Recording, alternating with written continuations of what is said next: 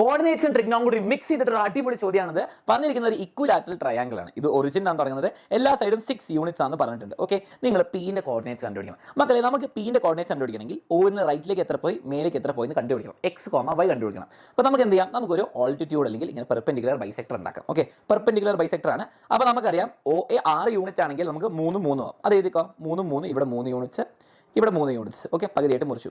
ഇനി ഒരു 90 degree triangle നിങ്ങൾ കാണാൻ പറ്റുമല്ലോ. 90 ഡിഗ്രി ട്രയാങ്കിൾ പ്രത്യേകത ഇവിടെ എന്തായിരിക്കും വരിക, ഇവിടെ 60 ഡിഗ്രി, കാരണം ഇക്വലാറ്ററൽ ട്രയാങ്കിൾ ആയതുകൊണ്ട്. അങ്ങനെയാണെങ്കിൽ ഇവിടെ 30 ഡിഗ്രി വരും. ഓക്കെ, ഈ 30ക്ക് ഓപ്പോസിറ്റ് 3 ആണെങ്കിൽ 60ക്ക് ഓപ്പോസിറ്റ് എന്താണ് നമുക്കറിയാം, 1:√3:2 ആണ്. അപ്പം 1 മാറി √3 ആവും. അപ്പോൾ 3 മാറിയിട്ട് ഇവിടെ 3√3 ആവും. അപ്പോൾ എഴുതിക്കോ 3√3.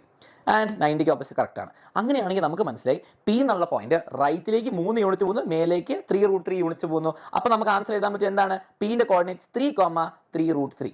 അങ്ങനെയാണ് നിങ്ങളുടെ ചാലഞ്ച് ഇതാണ്. കമന്റ്സിൽ ആൻസർ ചെയ്യുക 3√3ന്റെ വാല്യൂ എത്രയാണ്.